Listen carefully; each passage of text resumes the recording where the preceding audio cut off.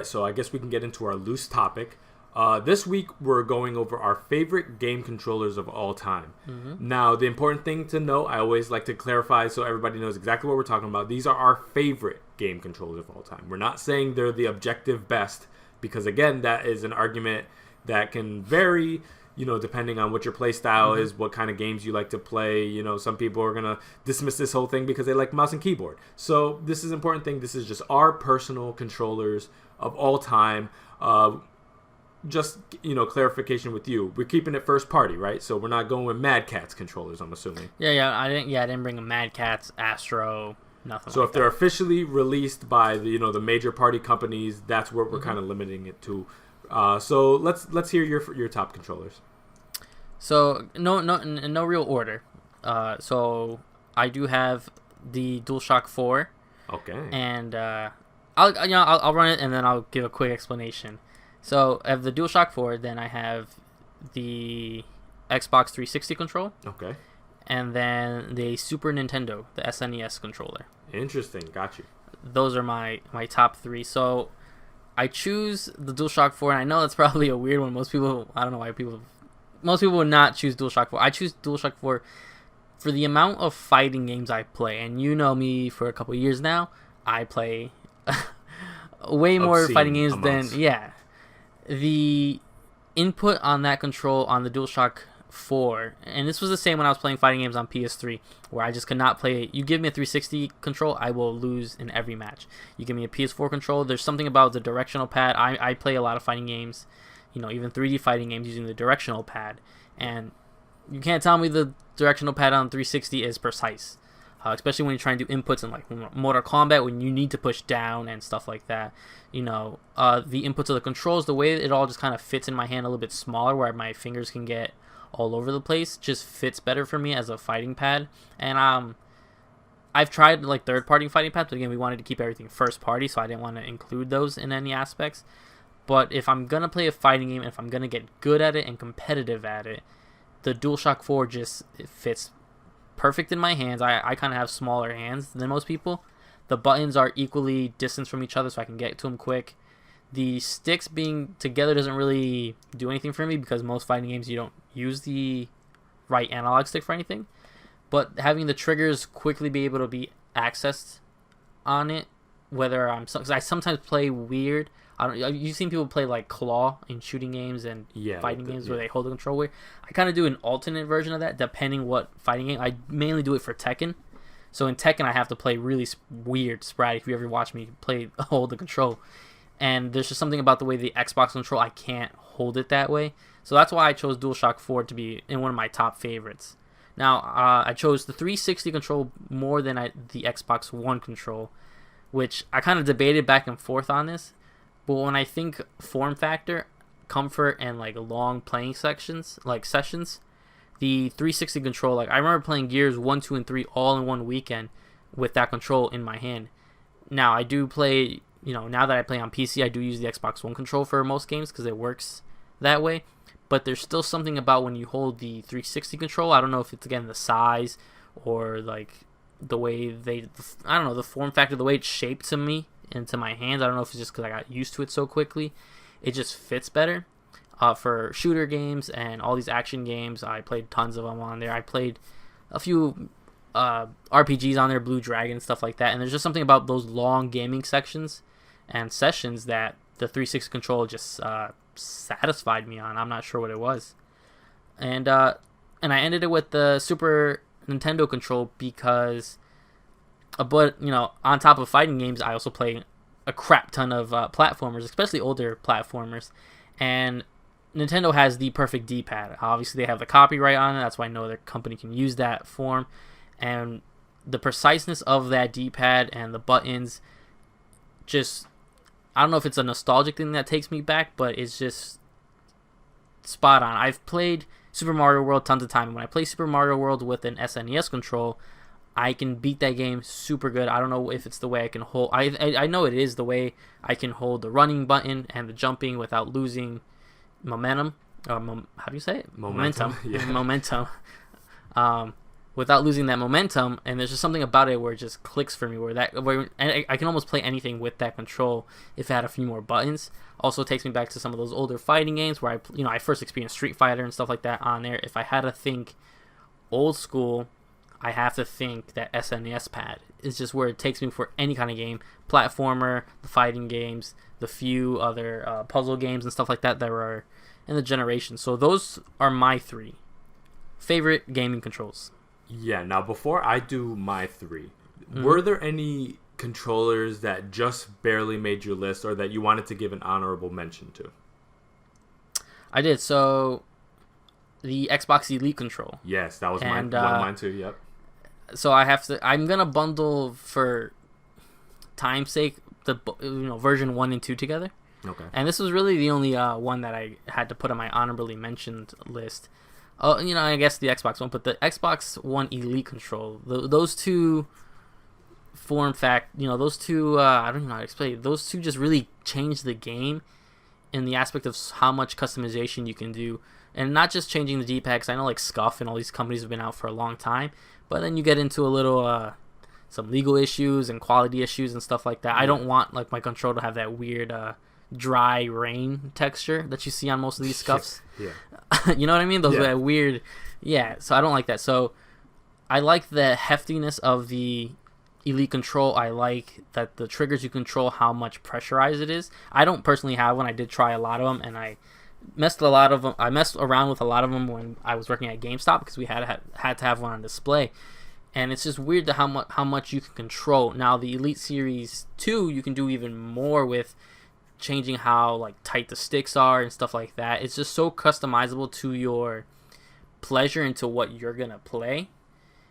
I think I just don't know how that's not the standard for controllers. I mean, I get it for price wise, but that would be my one honorable mention. It's just changing the game out there. I mean, it's kind of just the best of what the modern era has to offer. If you're just talking about objective features and feel and just ability and performance and customizability to your preferences, like, I mean, you do not get better than the Xbox Elite controller. And I mean, I would love for Sony to be able to jump into there and just really compete on that level, because again, competition breeds excellence. I say it almost every week. Just kind of make Xbox and PlayStation try to one up each other and just to see what they can come up with. I would love to see that. But yeah, the Elite controller is just phenomenal across the board. It's just out of my price range. That's the main reason why I don't have one. I'm just not trying to drop 100 and change on a single controller. But I mean, I'd love to have one day. All right, I have 2 for honorable mentions that didn't make my list. One of them is when I play fighting games, I tend to play more 16-bit era fighting games, just because that's mostly what I have in my collection. I have some older ones, like during the PS2 eras and stuff like that. But for the most part, I'm playing a lot of Samurai Showdown. I'm playing a lot of Eternal Champions and stuff like that on a lot of Genesis games. So that's why I got to give a shout out to the Genesis 6-button gamepad. In terms of older controllers go, I think it's the best you can get for fighters. Just those 6-button, commands when you're playing like a Mortal Kombat, when you're playing like a Street Fighter, just really just have so much flexibility in a way that you only can really get with an arcade stick when you're dealing with older controllers. So I think what Sega was able to do with that, and it's officially licensed and everything, I love that controller. Sadly, I don't have one anymore. I used to have one a couple years back, and I had to return it, I believe, because I had sold my previous Sega Genesis because it was acting weird. I don't know. It was a whole long story. But now I only have the 3-button one, and it drives me nuts, and I need the 6-button one ASAP. The second one is one that everybody likes to talk about, so we had to mention it at least, and it's a GameCube controller. It's still being used to this day, very, very, widespread across the board at FGC. Nintendo even shows it love with the adapter that still works on the Switch to this day. I don't know if that was something they consciously made a decision for, or because it was similar to the Wii U architecture it worked. I don't know. But yeah, when you get, you're dealing with Smash and stuff like that, this controller is still widely used and widely accepted as one of Nintendo's best controllers. The form factor is phenomenal. I don't like the shoulder buttons, but I know a lot of people do. So I want to give a shout out to that too. And just that multi-button setup, and it's just a controller that I think has really stood the test of time. And it has that durability factor that really, once you get a GameCube controller, I don't think you have to worry too much about it, snapping in your hand like some of these cheaper controllers that other parties have released. So yeah, I had to at least mention the GameCube controller. Now my top 3 are a little weird, but the first one is the NES Dogbone.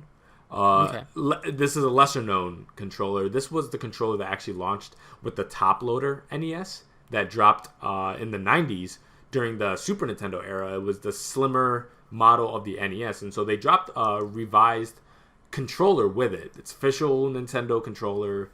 Not too many people know about it, but it's called the Dogbone because it's basically it's the same length as the original NES controller, but it kind of has like 2 rounded edges on the sides, similar to the Super Nintendo controller, just for the NES.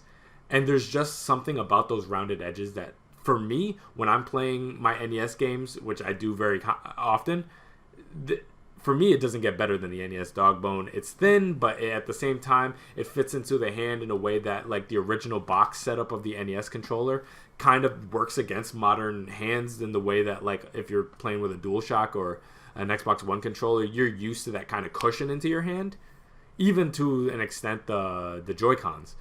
The original NES controller, it's just a whole different ballgame. You're dealing with essentially a rectangle. And so the Dogbone, I feel like, alleviates a lot of those issues with the 8-bit games. And again, when I play 8-bit games so often that this is something that I go back to at least every other day, if not weekly. The second one is the DualShock 2. Now, again, a lot of people go to some of the newer controllers. I have a lot of nostalgia associated to the PS2 generation, and there's something about the heft of the DualShock 2 combined with that kind of like analog shift button that you can go back and forth with. There's just a lot of flexibility, and I was really impressed with what they put out. And hey, I mean, you gotta say, when the PS3 came out and they were running into the issue of having a controller, the fact that they were willing to drop a new console with the form factor of a previous gen console, and that was okay for the most part, I think that really says something about the quality of the DualShock 2.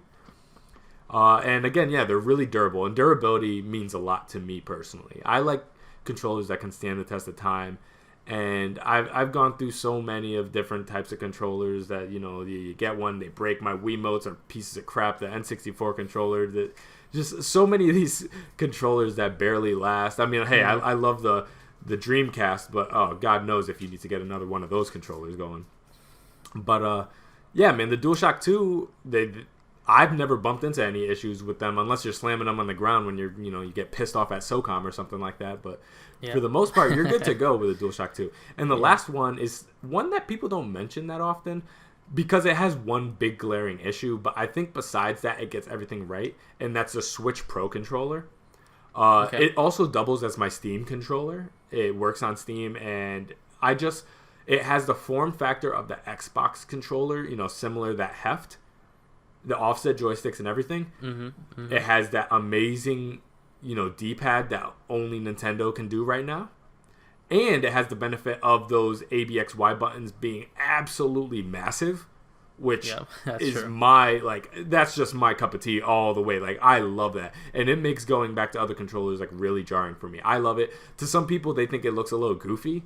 And I completely get that, but that kind of click. I play a lot of platformers again. Like I've just recently been playing The Messenger. I play a lot of Castlevania. Having that big tactile clicky button on a controller like that is just phenomenal. Now again, the big one major issue with this controller is the fact that it doesn't have the headphone slot. Why they didn't put that into the fact that it's like a $70 controller without a headphone jack is absolutely nuts to me. And it's not like an Apple move where they're like, oh, no headphone jack, but you have this adapter you can use and lightning headphones and blah, blah, blah. No, you just can't use headphones when you're playing your Switch docked, which is really weird. I don't know why they made that choice. But other than that, I mean, that controller is just perfect form factor for me. And yeah, those are my 3. So yeah, the NES Dogbone, the DualShock 2, and the Switch Pro controller. Yeah, I completely forgot about the NES Dogbone. Yeah. Because like you said, that is the predecessor to the we have the SNES control because of the Dogbone. If you look at them, it's a natural progression in my opinion. Now the Switch Pro control is one of my I haven't gotten too much use out of mine because I do play my Switch more handheld. Okay. But when I do play it, it is so good. Again, I only have 2 issues with it. Yes, has no headphone jack. I think that's partially because the way Nintendo does their voice chat is kind of stupid. I don't know what they put all this tech in there and they don't decide that. My only other issue with that control, and it doesn't affect too much because Nintendo doesn't party with these companies to do it. Now, if you were playing a racing game, let's say, the triggers are I call it on and off. You can either have them pushed or not pushed. Where on an Xbox control, you can slightly push it. Like, let's say you wanted to drive in first gear and kind of just slowly roll. Yeah, okay, I know what you mean. You can do that on pretty much any other control.